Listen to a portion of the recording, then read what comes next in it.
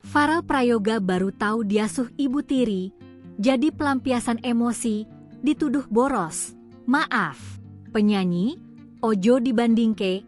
Farel Prayoga baru tahu selama ini ia diasuh oleh ibu tiri bernama Siti Mujayanah.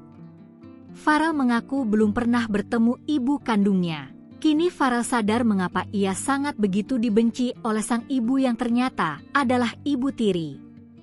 Kisah ini dibagikan oleh Feral dalam podcast bersama artis Denny Sumargo, dilansir Bangka Pos. Farel baru tahu fakta bahwa ia selama ini diasuh ibu tiri sejak usia 8 tahun. Sejak kecil, Farel mengaku kerap disiksa oleh sang ibu tiri. Paling parah, Farel pernah dilarang untuk tidur semalaman oleh sang ibu tiri.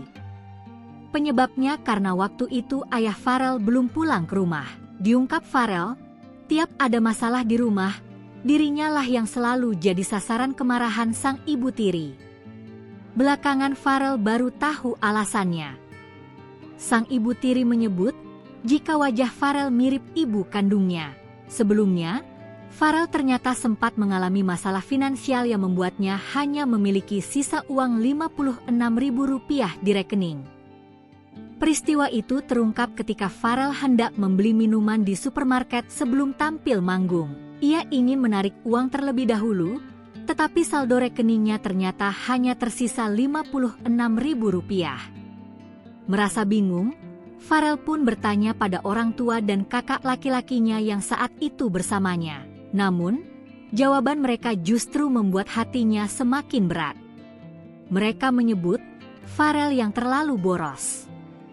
Meski merasa tak mengerti di mana letak kesalahannya, Farel memilih untuk meminta maaf.